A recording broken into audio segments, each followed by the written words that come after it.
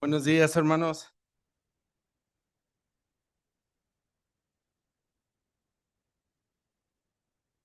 Vamos a ver qué nos trae Cruz el próximo domingo. Pero imagino que es a cambio de decir todos los versículos, ¿verdad? Porque si no, todos vamos a estar aquí esperando el regalo. Muy bien, mis hermanos, pues vamos a orar. Vamos a poner este tiempo en manos de nuestro Señor. Vamos a orar. Señor, eres un Dios tan cercano a nosotros, donde esa cercanía que antes era interrumpida por nuestro pecado, tu Hijo, nuestro Señor Jesucristo, la hizo posible y ahora tú nos invitas a que nos acerquemos a ti confiadamente. Y Señor, venimos a ti con esa confianza, venimos a ti con esa confianza de que eres un Dios amoroso, misericordioso, compasivo. Y Señor, reconocemos que hemos fallado tantas veces, pero nos acercamos confiando en tu misericordia, en tu gracia y en ese sacrificio perfecto hecho por nuestro Señor Jesucristo en la cruz. Ponemos este tiempo en tus manos, Señor, que sea tu palabra bendita, no palabra de hombre, sino tu palabra, esa palabra que permanece para siempre, esa palabra que es viva, que es eficaz, esa palabra que no regresa vacía, que sea esa palabra la que transforme nuestras mentes, nuestros corazones a ti, Señor. Pedimos y rogamos esto en el bendito nombre de nuestro Señor Jesucristo. Amén. Muy bien, mis hermanos, los invito a que abramos nuestra Biblia en Ageo capítulo 1 y vamos a ver algunos versículos del capítulo 1 donde nos narra la reconstrucción del templo. Recordemos, y nuestro hermano nos hacía memoria, cómo el hombre era privilegiado de que cuando Dios creó al hombre y a la mujer, Él estaba ahí en medio de ellos. Pero después ese pueblo fue cautivo y fue esclavizado por los egipcios. Y Dios sacó a ese pueblo de esa esclavitud. Pero aún en ese transitar, en ese éxodo, la presencia de Dios iba con ellos. Después, Dios le pide a Salomón que construya un templo. David quería construirlo, pero Dios no se lo permitió. Se lo permite a Salomón. Y en ese templo estaba representada la presencia de Dios con el hombre. Pero luego, a raíz del pecado del hombre, viene la destrucción de ese primer templo a manos de Nabucodonosor, ¿sí? Y el pueblo es exiliado, el pueblo es esparcido, ¿sí? Y Dios le pide al pueblo que vuelva a construir, a reconstruir el templo. Y vemos aquí más o menos la cronología, no desde el Génesis, nos vemos un poquito más adelante, donde en el segundo libro de Reyes nos narra la destrucción de este primer templo. Después, por decreto de Ciro, regresa el pueblo y les da la oportunidad y la libertad de ir y iniciar la reconstrucción del templo. Y después, en 500 años, 536 años antes de la venida de nuestro Señor Jesucristo, inicia la construcción de este segundo templo, ¿sí? Terminando 516 años antes de nuestro Señor Jesucristo. Y algunos años más adelante viene Nehemías trabajando para edificar los muros alrededor de Jerusalén. Como contexto histórico, encontramos estas verdades, esta historia de lo que sucedió con el templo de Dios. Pero ahorita vamos a entrar más a detalle en esto. Encontramos, ¿sí?, que en el año 537, bueno, me voy a regresar un poquito. Encontramos aquí en Jeremías capítulo 25, versículo del 8 al 11, que por la desobediencia del pueblo Dios había dicho que ese templo sería destruido. Menciona en el versículo 8, por tanto, así ha dicho Jehová de los ejércitos, por cuanto no habéis oído mis palabras. Toda esta tierra será puesta en ruinas y en espanto, y servirán estas naciones al rey de Babilonia 70 años. ¿Sí? Dios anticipando, hablándole al pueblo sobre lo que habría de venir a ese pueblo por su rebeldía, por no estar escuchando y atento a las palabras de Dios. En Segunda de Reyes, capítulo 25, versículo 8 al 10, dice, en el mes quinto, a los 7 días del mes, que era el año 19, el rey Nabucodonosor vino a Jerusalén, Nabuzaradán, capitán de la guardia, siervo del rey de Babilonia, y quemó la casa de Jehová y la casa del rey y todas las casas de Jerusalén y toda casa grande quemó a fuego y derribó todas las murallas alrededor de Jerusalén. Este es el contexto o lo que pasó previo a lo que vamos a estudiar ahorita en el libro de Ageo. Encontramos cómo por la consecuencia del pecado, y es importante, y lo vamos a escuchar y ver en este estudio, la importancia de estar atentos a la palabra de Dios, ¿sí? Porque por esa falta de atención y falta de obediencia es que sobrevino toda esta calamidad al pueblo. Ahora, es interesante, mis hermanos, ver, y lo subrayé ahí, cómo dice que quemó la casa de Jehová, la casa del rey, todas las casas y toda casa grande se quemó.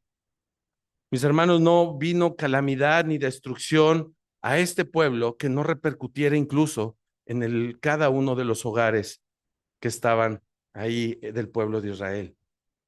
La destrucción por la desobediencia y por la falta de atención a la palabra de Dios no solamente derivó en la destrucción del templo, sino la destrucción de cada casa del pueblo de Israel. Es decir, no puede venir, sí, no puede venir calamidad, o mejor dicho, la calamidad y la destrucción hacia el hijo que no pone atención a la palabra del Señor. No es solamente una destrucción externa, sino es una destrucción a su propia casa. Después de esto, sí, viene el decreto que hablábamos ahorita de Ciro y empieza la reconstrucción del templo.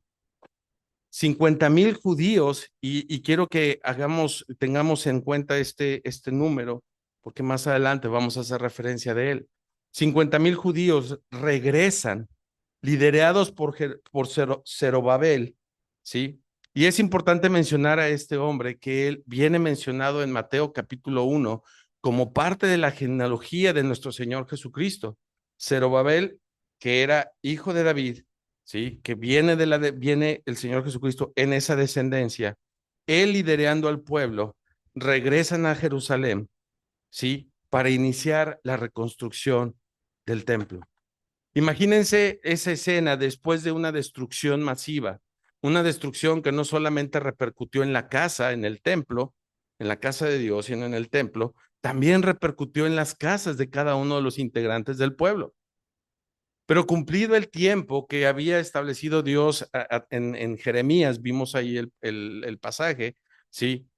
Viene el tiempo donde Ciro, movido por su corazón, por la voluntad de Dios, lleva o da la libertad al pueblo para que vayan y reconstruyan el templo.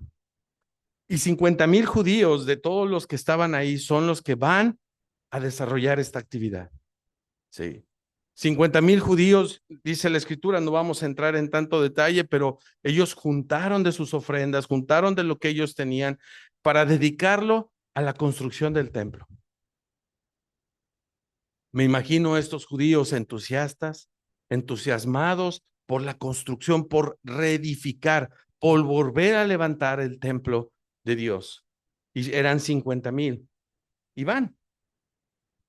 Pero ¿qué enfrentaron estos 50,000 judíos? ¿Sí? ¿Qué enfrentó Zorobabel en este deseo de ir a la reconstrucción del templo? En Esdras capítulo 3, y no entramos en el detalle, pero yo los invito, tomen nota y ustedes vean estos pasajes que son el contexto de lo que vamos a entrar principalmente en Ageo.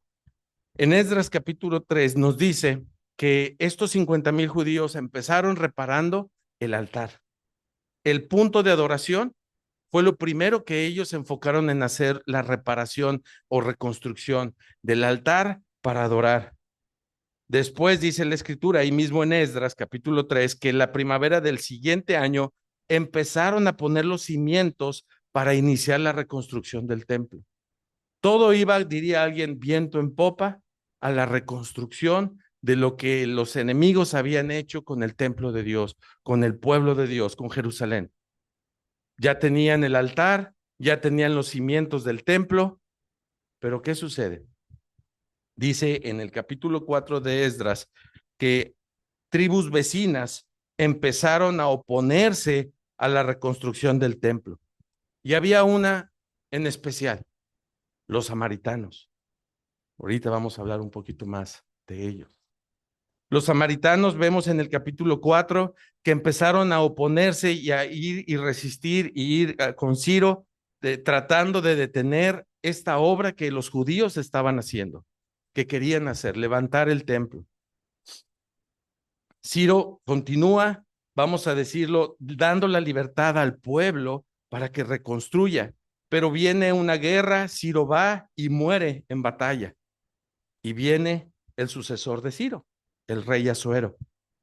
Él continúa, estos samaritanos y estos pueblos vecinos de los judíos empiezan a presionar al rey Asuero, así como lo hicieron con Ciro, empiezan a presionar para que detengan la reconstrucción del templo.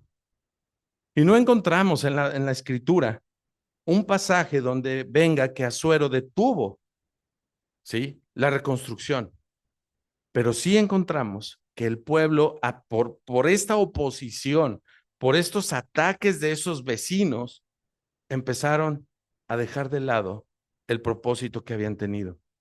Esos 50,000 judíos que habían salido entusiasmados para la reconstrucción del templo, al ver la oposición, al ver lo que estaba sucediendo, empezaron a desanimarse. Empezaron a ocuparse cada uno de sus cosas, de sus prioridades.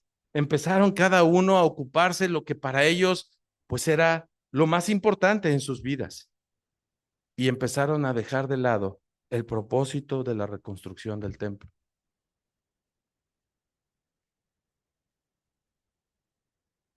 Lo peor es que se acostumbraron a en ese altar que habían construido, que habían empezado a edificar, en esos cimientos que habían empezado, ellos se acostumbraron a adorar a Dios en las ruinas o vamos a decirlo de una manera, en la obra negra. En el trabajo no concluido, ellos se acostumbraron, pues, así a adorar a Dios. Perdieron de vista el objetivo que tenían esos 50,000 judíos y dijeron, pues aquí está un altar, obra negra, está el templo, bueno, pues así vivamos. Y se acostumbraron a llevar una vida, ¿sí?, adorando a Dios en medio de las ruinas, en medio de la obra no concluida.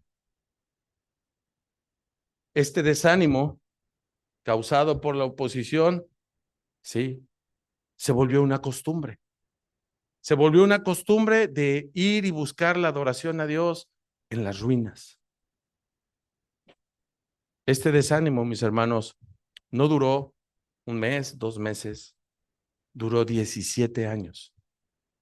17 años que el pueblo, 50,000 judíos, habían salido con un propósito, llegó el desánimo, llegó la apatía, ¿sí? Llegó la flojera y simplemente se acostumbraron en 17 años en enfocarse en sus prioridades y descuidar la obra y la misión que Dios les había encargado a ellos, reconstruir el templo. Pero Dios levanta a dos profetas, levanta a Ageo y a Zacarías. Y ahorita, el día de hoy, vamos a estudiar un poquito, o sobre todo enfocado en Ageo. Vamos a leer en Ageo, capítulo 1, versículo 1 al 4. Ageo 1, versículo 1.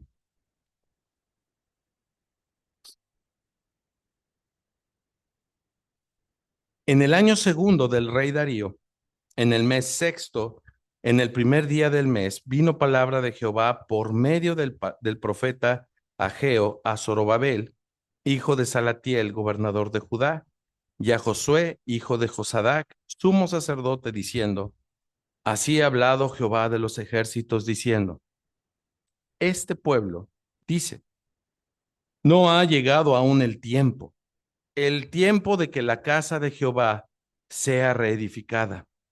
Entonces vino palabra de Jehová por medio del profeta Ageo diciendo: ¿Es para vosotros tiempo para vosotros de habitar en vuestras casas artesonadas, y esta casa está desierta?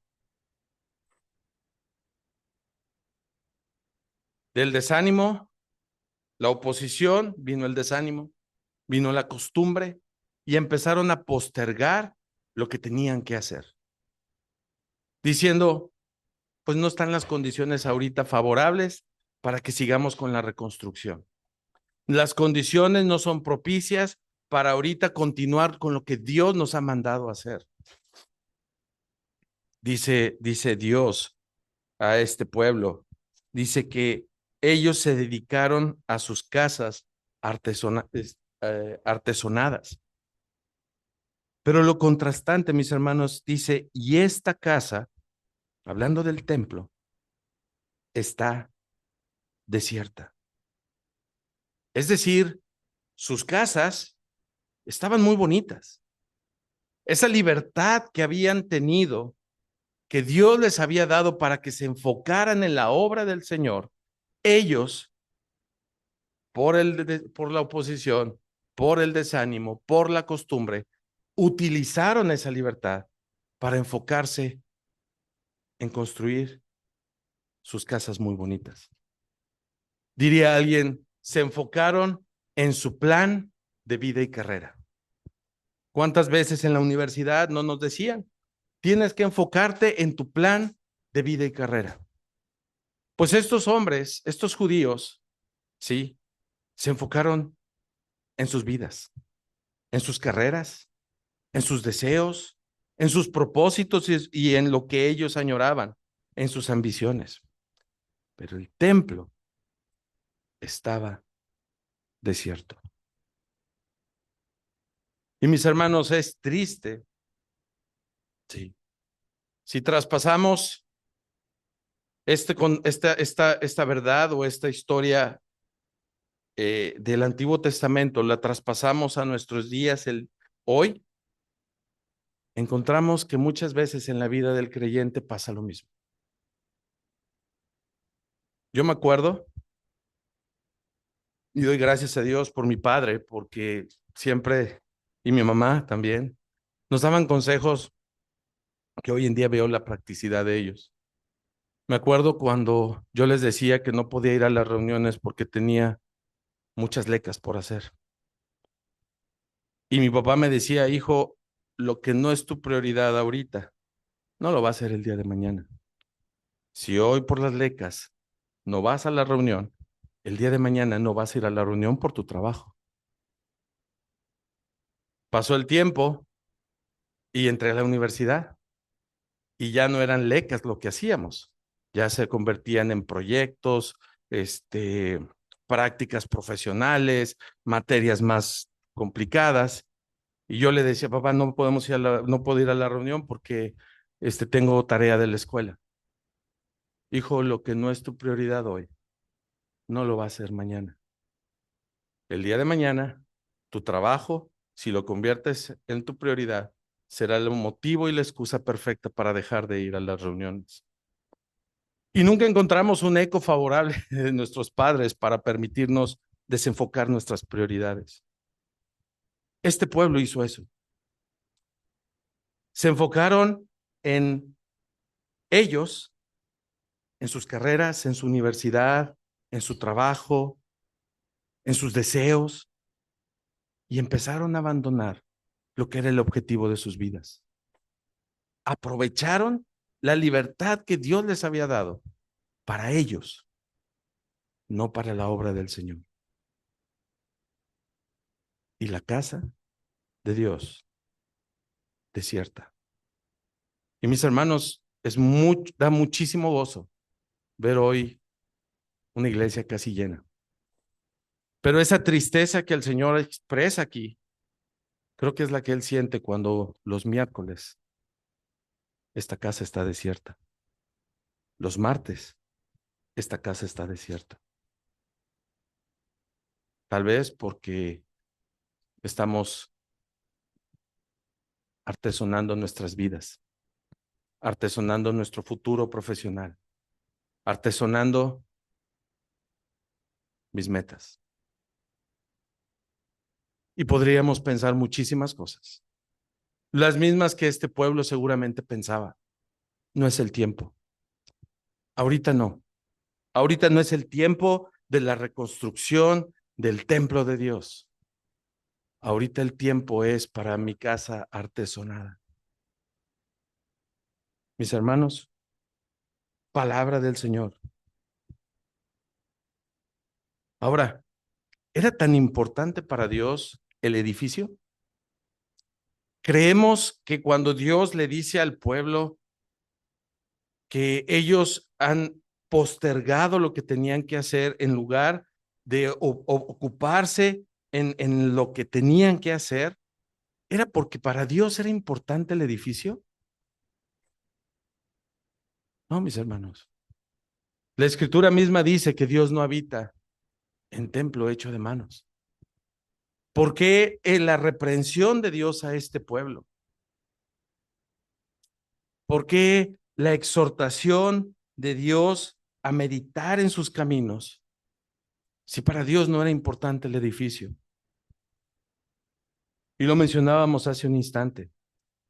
Cuando vemos en Génesis, antes del pecado, cuando Dios está ahí con Adán y Eva, cuando vemos a Dios presente con el pueblo a través de una nube o una columna de fuego, cuando vemos a Dios presente en el templo que construido por Salomón, cuando vemos a Dios deseoso de que este templo sea construido, solamente es por un solo propósito: la presencia y la comunión de Dios con su pueblo. El deseo de Dios para su pueblo no era un edificio, era la comunión tan cercana de Dios, el creador del universo, con su pueblo. Es por eso que Dios les dice: y mi casa está desierta. Donde deberías estar tú, no estás. Le dice al pueblo: donde deberías estar ocupado, no estás, porque estás en tu proyecto de vida y carrera. El deseo de Dios, mis hermanos, cuando dice no dejando de congregarnos, no es por el hecho de que Él quiera tener este local lleno de gente. Es porque desde que fue la creación, el deseo de Dios ha sido esa cercanía, esa comunión entre su pueblo y Dios mismo. La gravedad de la apatía del pueblo era porque tenían en poco la gloria de Dios. Es decir, saber que esa presencia de Dios a través de una nube y a través de una columna de fuego, representando la protección de Dios, la guianza de Dios, la gloria de Dios misma, para el pueblo se le hizo una costumbre.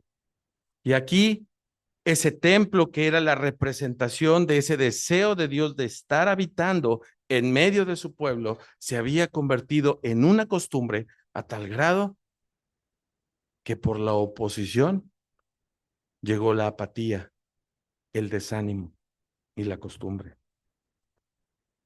Tenían por poco la presencia de Dios y el deseo de Dios de tener comunión con su pueblo.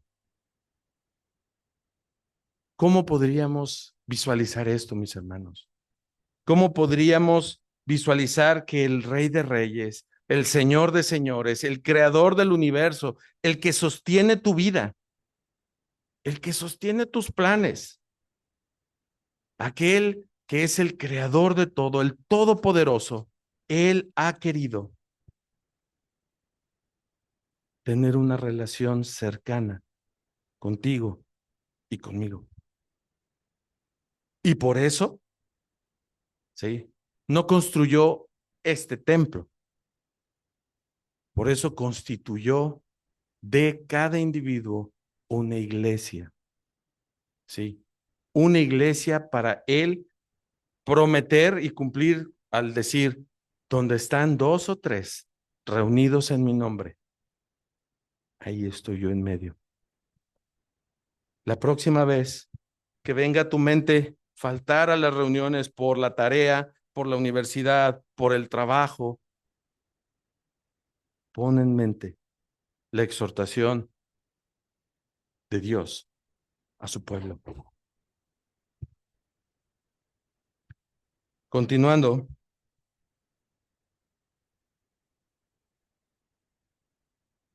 cuando cuando esto que Dios le dice al pueblo, le está diciendo que ese pacto que hoy en la mañana hablábamos, ¿sí? Ese nuevo pacto ha dejado de ser la prioridad en sus vidas. Mis hermanos, cuando Dios deja de ser la prioridad de nuestras vidas, sucede un terrible intercambio. Sustituimos al Creador por las criaturas. Nos fijamos más y estamos más al pendiente del hombre que de Dios mismo. El gozo de Dios se extingue en nosotros y buscamos todo nuestro gozo en las criaturas, no en el Creador. Por eso nuestro estado de ánimo deja de fijarse o se deja guiar por las circunstancias, porque buscamos más a las criaturas que al Creador. Y mis hermanos, es importante que entendamos algo. Satanás no busca que tú te llenes de odio contra Dios. Ese no es el propósito del diablo. El propósito del diablo es que te olvides de Dios. El propósito del diablo es que Dios venga a ser el segundo lugar en tu vida, no el primero. Ese es el propósito del enemigo. Por eso este pueblo dijo, no ha llegado el tiempo. Ahorita no es el momento oportuno para congregarme. No es el momento oportuno para poner mis dones en servicio a la iglesia. No es el momento oportuno para ofrendar. Después, primero mi vida artesonada. Primero mi casa artesonada. No es el momento oportuno para la iglesia. Y eso es lo que pasó con este pueblo. Mis hermanos, Dios no necesita nada de nosotros. Como decía hace un instante, nuestra vida está en sus manos. Y en el momento que Él lo decida, nuestra vida puede dar un giro de 180 grados. Y yo creo que todos o la mayoría lo hemos vivido. Dios no necesita nuestro tiempo. Dios no necesita nuestros dones. Dios no necesita nuestros recursos. Dios no necesita que tú estés aquí. pero nosotros sí lo necesitamos a Él. Y a veces esa casa artesonada hace perder de vista lo que es realmente la necesidad del hombre. Y pensamos que le hacemos un favor a Dios o le hacemos un favor a los hermanos. Y no es así, mis hermanos. Nosotros necesitamos a Él. Él pide que le entreguemos toda nuestra vida, todos nuestros proyectos, todos nuestros deseos, porque Él quiere lo mejor para nosotros, porque Él nos ama. Ahora, aquí mismo en Ageo capítulo 1, versículo 5, dice, meditad, pues así ha dicho Jehová de los ejércitos, meditad bien sobre vuestros caminos. Versículo 7, así ha dicho Jehová de los ejércitos, meditad sobre vuestros caminos. Capítulo 2, versículo 15. Ahora pues, meditad en vuestro corazón desde este día en adelante, antes que pongan piedra sobre piedra en el templo de Jehová. Versículo 18, meditad pues en vuestro corazón.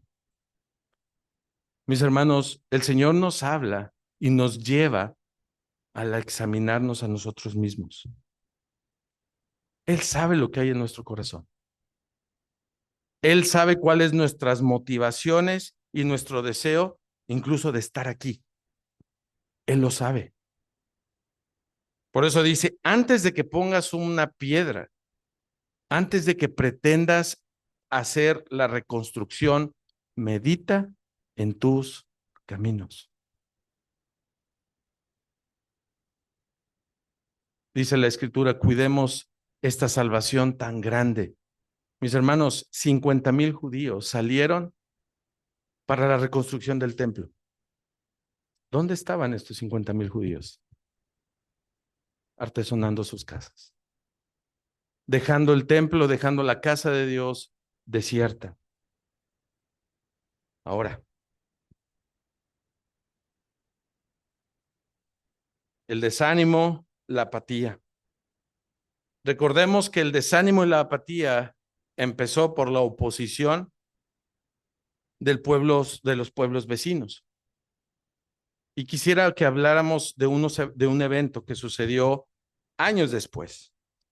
Recordamos en el pasaje de Jeremías que Dios, cuando lo que Dios había dicho que sucedería al pueblo, recordemos que dice que Nabucodonosor destruyó las casas, la casa de Dios, las casas de ellos, y se acuerdan que al final que dice que destruyó el muro que protegía a Jerusalén.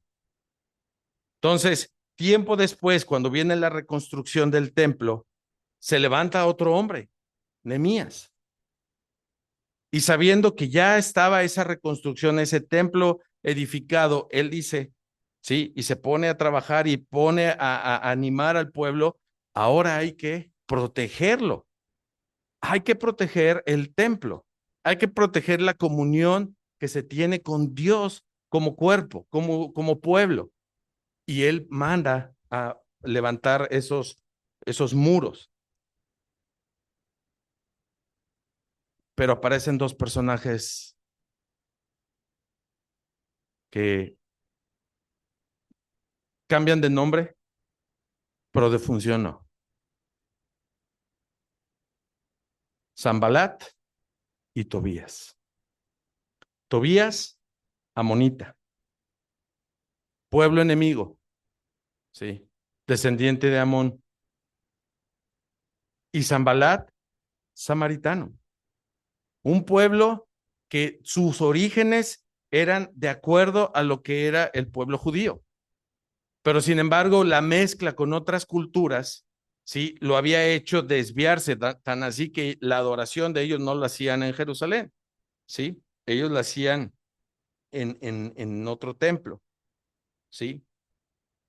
No me voy a detener, pero quiero que lo leamos, mis hermanos, y los invito a que cada uno lo leamos en nuestras casas.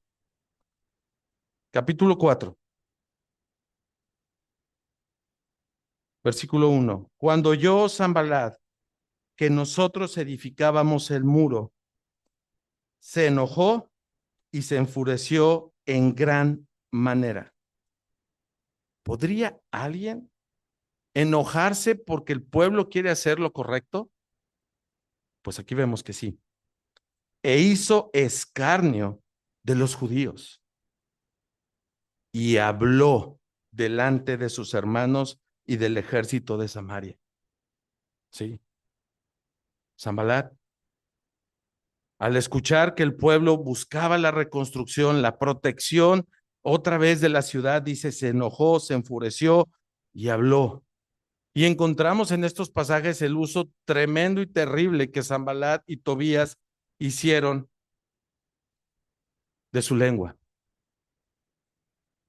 Y habló delante de sus hermanos. Versículo 3. Y estaba junto a él Tobías amonita, el cual dijo, lo que ellos edifican del muro de piedra, si subiere una zorra, lo derribará, menospreciando el trabajo hecho por este pueblo. Versículo 7. Pero aconteció que oyendo Sanbalat y Tobías y los árabes, los amonitas y los de Asdod, que los muros de Jerusalén eran reparados, porque ya los portillos comenzaban a ser cerrados, se encolerizaron mucho. Si de por sí la palabra encolerizar ya nos habla de un extremo de enojo, pues todavía agréguenle mucho, ¿sí? Y conspiraron.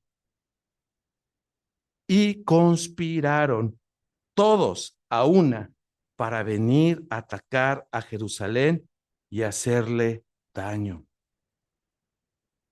Versículo 9. Entonces oramos a nuestro Dios por causa de ellos pusimos guarda contra ellos de día y de noche. ¿Nehemías confiaba en Dios? Claro, pero esa confianza lo llevó, sí, a poner guarda contra ellos de día y de noche. Y dijo Judá, las fuerzas de los acarreadores se han debilitado y el escombro es mucho y no podemos edificar el muro. Y nuestros enemigos dijeron, no sepan ni vean hasta que entremos en medio de ellos y los matemos y hagamos cesar la obra. Cuidado con Sanbalat, cuidado con Tobías. Versículo 13. Entonces por las partes bajas del lugar detrás del muro y en los sitios abiertos puse al pueblo por familias, con sus espadas, con sus lanzas y con sus arcos. Después miré y me levanté y dije a los nobles y a los oficiales y al resto del pueblo, no temáis delante de ellos, acordaos del Señor grande y temible y pelead por vuestros hermanos, por vuestros hijos y por vuestras hijas, porque vuestras mujeres y por vuestras casas.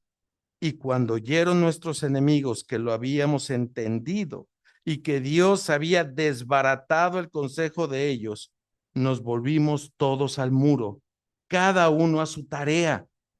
Desde aquel día, la mitad de mis siervos trabajaba en la obra y la otra mitad tenía lanzas, escudos, arcos y corazas, y detrás de ellos estaban los jefes de toda la casa de Judá, los que edificaban en el muro, los que acarreaban y los que cargaban en una mano, trabajaban en la obra y en la otra tenían la espada.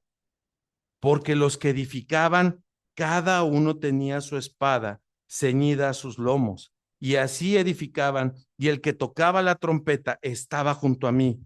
Versículo 20. En el lugar donde oyeres el sonido de la trompeta, reuníos allí con nosotros. Nuestro Dios peleará por nosotros. Versículo 22. También dije entonces al pueblo, cada uno con su criado permanezca dentro de Jerusalén, y de noche sirvan de centinela, y de día en la obra. Capítulo 6. Sanbalat y Gesem enviaron a decirme, ven, reunámonos en alguna de las aldeas en el campo de Ono. mas ellos pensaban hacerme mal. Y les envié mensajeros diciendo, yo tengo una gran obra. Nada me va a distraer del propósito que Dios me ha llamado de reconstruir estos muros. Yo tengo una gran obra y no puedo ir, porque cesaría la obra, dejándola yo para ir a vosotros. Y enviaron a mí con el mismo asunto hasta 4 veces, y yo les respondí de la misma manera. Versículo 10. Vine luego a la casa de Semaías, hijo de Laía, hijo de Mejatabel, porque él estaba encerrado, el cual me dijo, reunámonos en la casa de Dios dentro del templo y cerremos las puertas del templo, porque vienen para matarte. Sí, esta noche vendrán a matarte. Casi, casi, escóndete, porque te van a matar, porque quieren destruirte. Versículo 12, y entendí que Dios no lo había enviado, discernimiento, sino que hablaba aquella profecía contra mí porque Tobías y Sanballat lo habían sobornado. Acuérdate, Dios mío, de Tobías y de Sanballat, conforme a estas cosas que hicieron. También acuérdate de Noadías, profetiza, y de los otros profetas que procuraban infundirme miedo. Fue terminado pues el muro el 25 del mes de Elul en 52 días. Creo que se explica solo. Y por último, mis hermanos, regresando a Ageo. Dios busca despertar al pueblo de esa apatía. Regresamos a la reconstrucción del templo. Sí.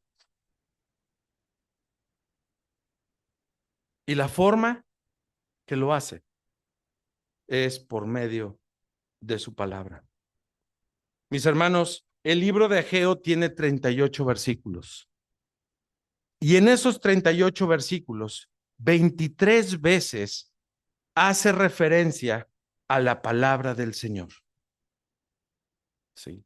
De 38 versículos, no saqué el porcentaje, pero de 38 versículos, 23 veces hace referencia a la palabra del Señor, utilizando expresiones como vino la palabra del Señor, dice el Señor, declara el Señor, Ageo, mensajero del Señor. Es decir, no era la opinión de Ageo, él solo era un mensajero.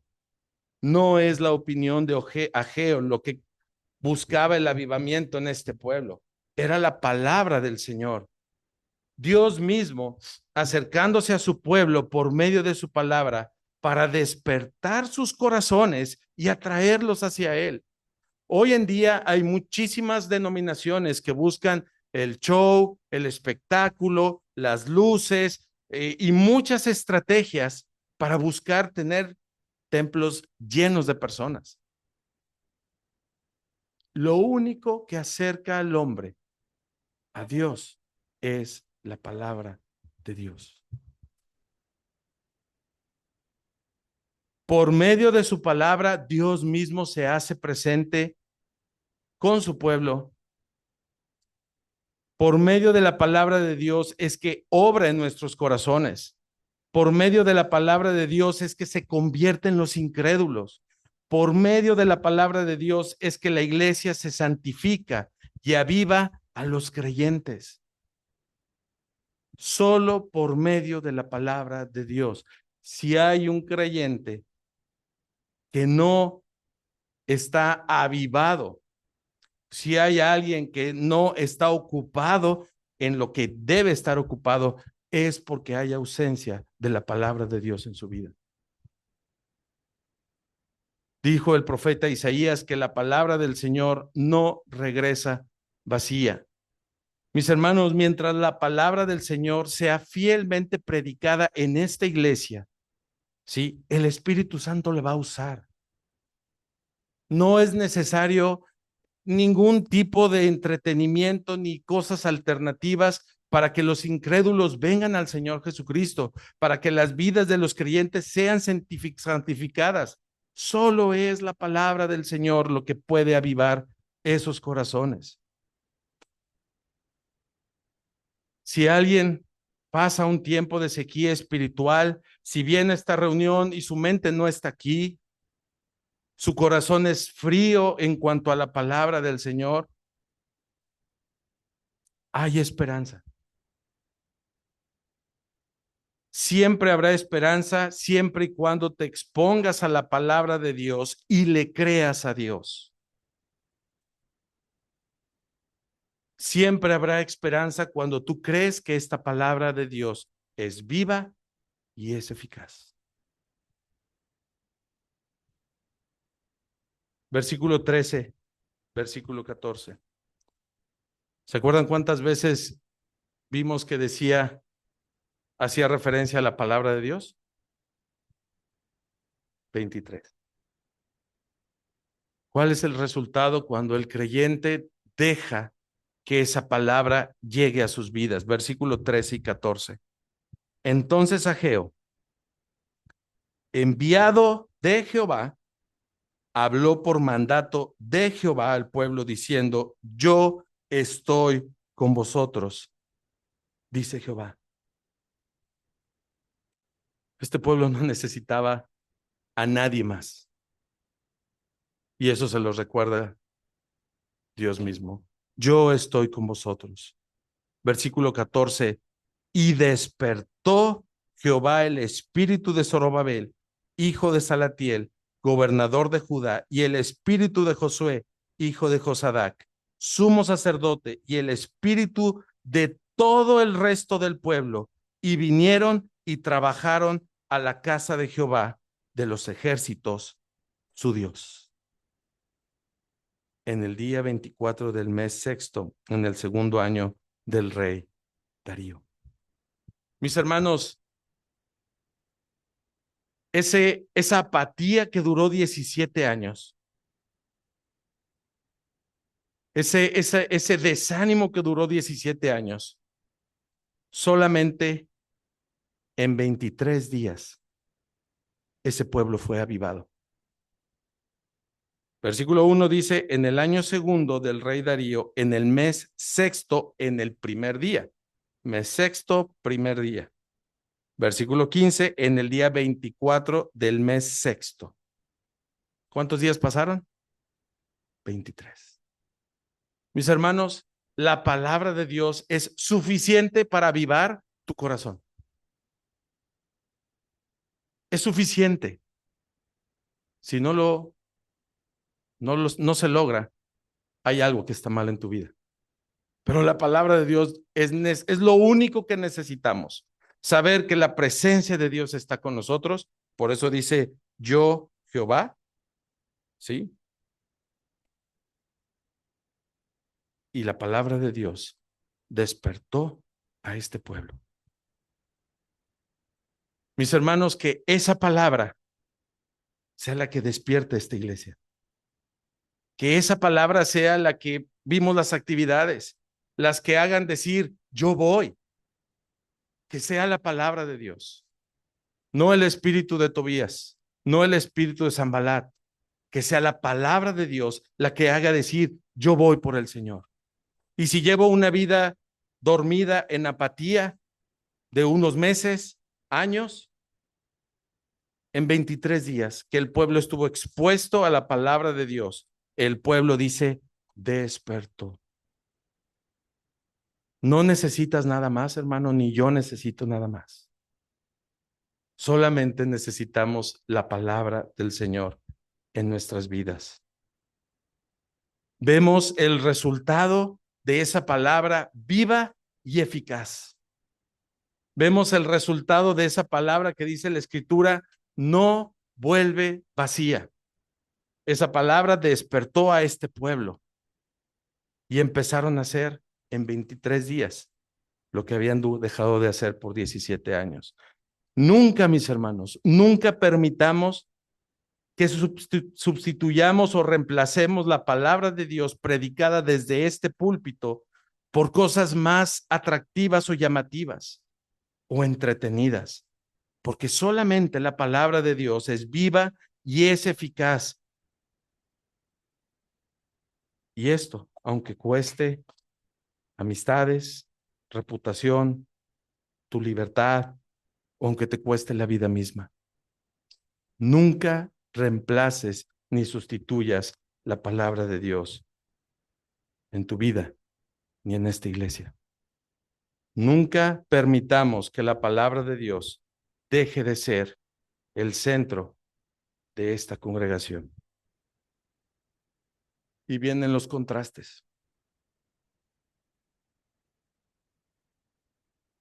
Dice en versículo 5 y versículo 7, meditad, y vimos otros versículos, pero ahorita me enfoco en ellos, meditad bien sobre vuestros caminos. Así ha dicho Jehová, el Dios de los ejércitos. El que defiende su iglesia no somos ninguno de nosotros. Es Jehová de los ejércitos.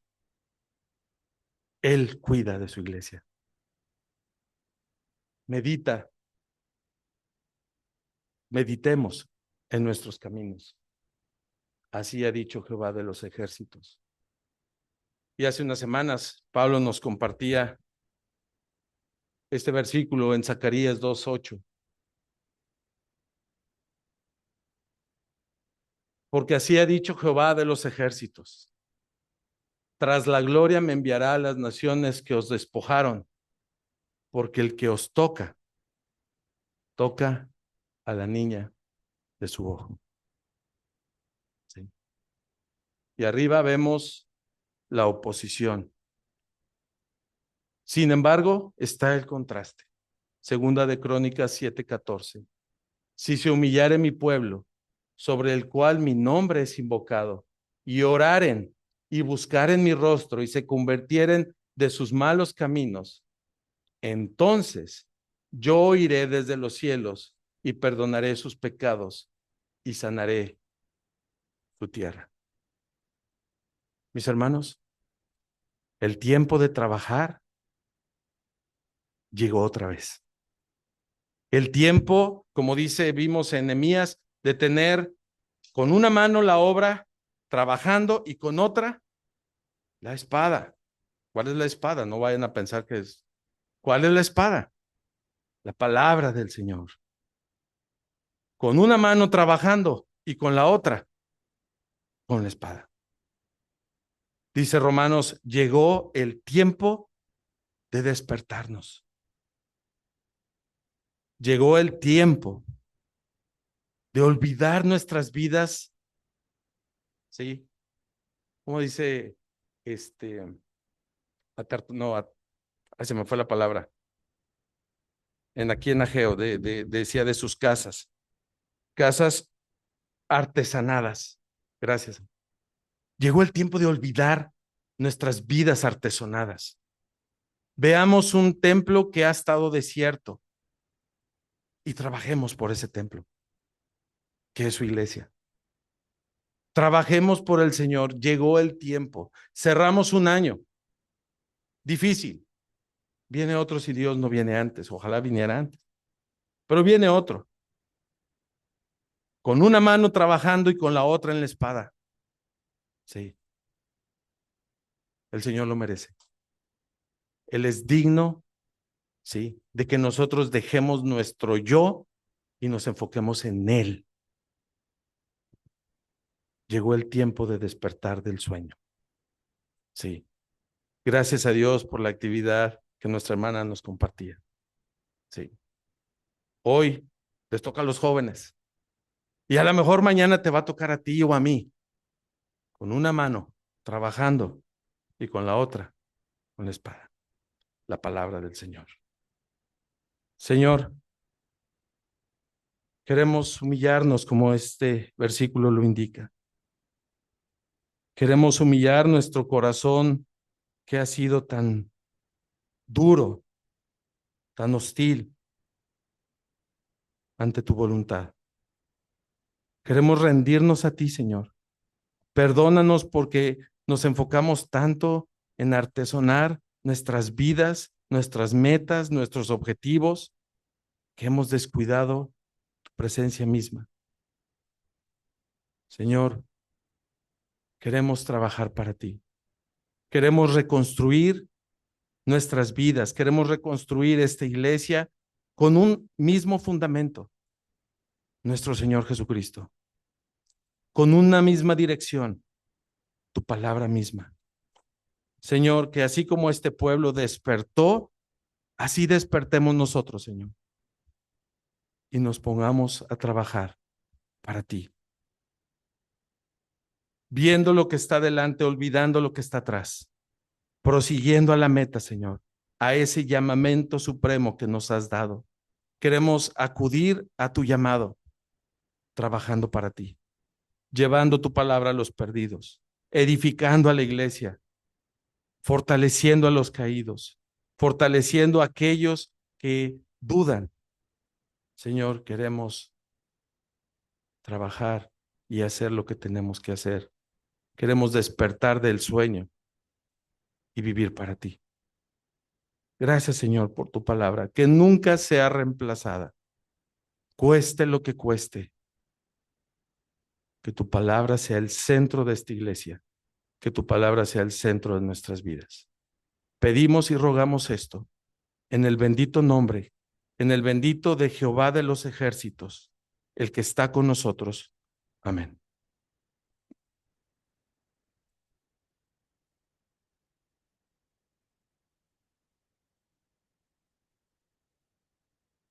Em, una cosita antes, ¿quién faltó de dulces de premio? Desde las damas.